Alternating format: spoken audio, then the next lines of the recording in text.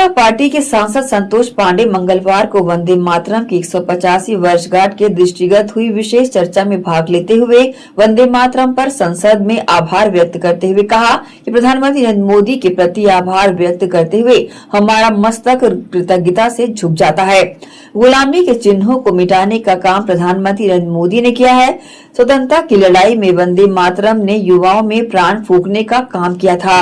वंदे मातरम का अर्थ है माता की आराधना। ये उस माता की आराधना है जिसकी गोद में हम खेलते हैं और हम जीवन में आगे बढ़ते हैं।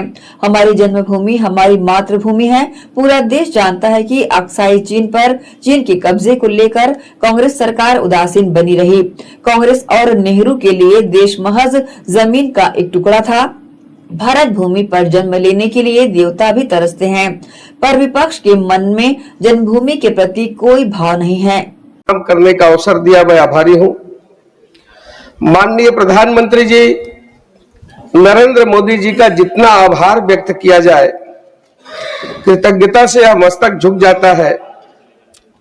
जैसे राजेंद्र बाबू ने सोमनाथ मंदिर का पुनरुद्धार किया, भगवान राम की जन्मभूमि पर भव्य मंदिर का निर्माण हुआ, गुलामी के चिन्हों को मिटाने का काम किया, पथों के नाम बदले गए, उद्यानों के नाम बदले, रेलवे स्टेशन का नाम बदला, देश का सम्मान किया। और इतना ही नहीं, वास्तव में देश के अधिकांश लोगों को जानकारी नहीं थी कि सरदार पटेल 562 रियासतों का विलीनीकरण किए थे। अधिकांश जनसंख्या, हमारे नौजवान, हमारी पीढ़ी, जिन्हें जानकारी अभी हुई। माननीय मोदी जी को बहुत बहुत आभार है, धन्यवाद है कि आज जिस विषय पर हम चर्चा कर रहे हैं, इसके विषय में यदि मैं ये कहूं कि जिनको न निज गौरव तथा निज देश का अभिमान है, वह नर नहीं है पशु निरा और मृतक समान है। आज जो हमारा राष्ट्रगीत, जिसे गौरव के साथ हम सबको स्वतंत्रता के बाद जो सम्मान मिलना चाहिए था, और जिसे पूरे देश के हर कंठ में, चाहे वो वृद्ध हो, नर नारी हो, नौजवान हो, चाहे बच्चे हो, सबके कंठ में यह गीत होता, क्योंकि यही गीत है जिन्होंने प्राण फूंकने का काम किया। हम सब जानते हैं वंदे मातरम यानी माता को प्रणाम। और वो माता कौन सी माता, कौन है वो माता?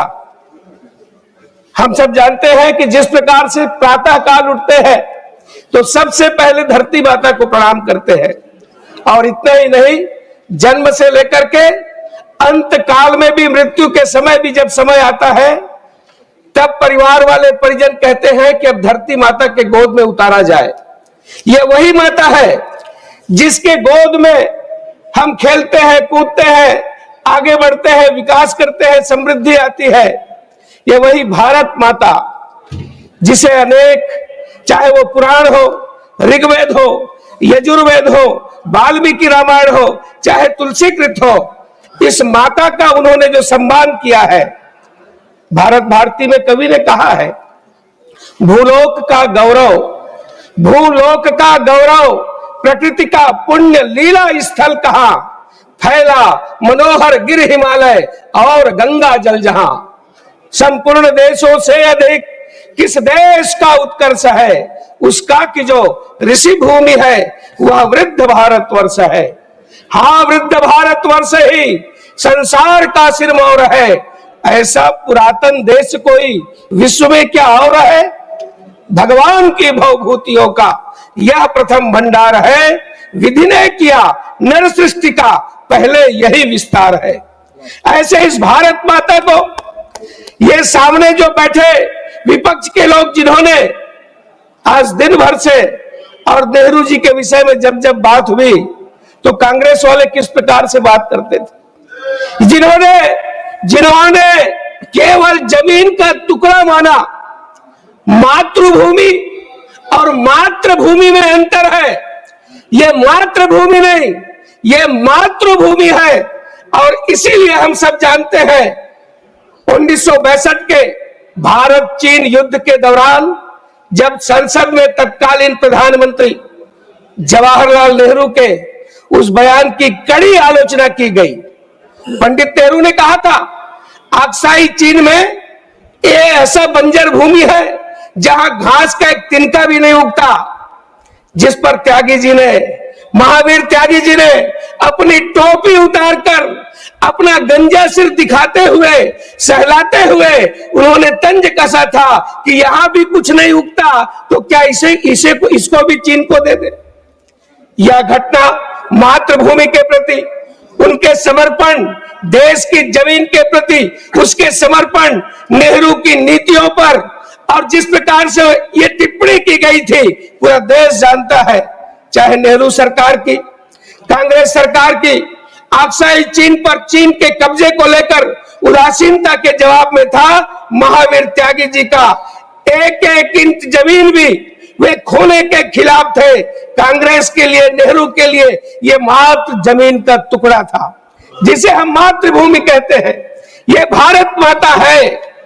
भाइयों बहनों, माननीय सभापति जी, हम सब जानते हैं कि किस प्रकार से अथर्ववेद में कहा गया है, ये ग्रामा यदरण्यम या सभा अभिभूम्याम ये संग्रामा संवित्यतेषु चारु वदेमते।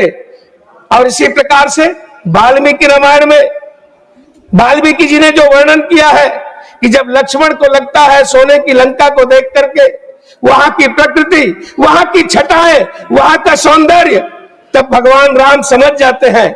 और जो पंक्ति में कहते हैं कि अभी स्वर्णमयी लंका नरोचते लक्ष्मण जननी जन्मभूमिश्चा स्वर्गादपि गरीयसी। लक्ष्मण, मेरा अवध इस सोने की लंका से बढ़ करके है। ये हमारी जन्मभूमि, वो हमारी मातृभूमि है।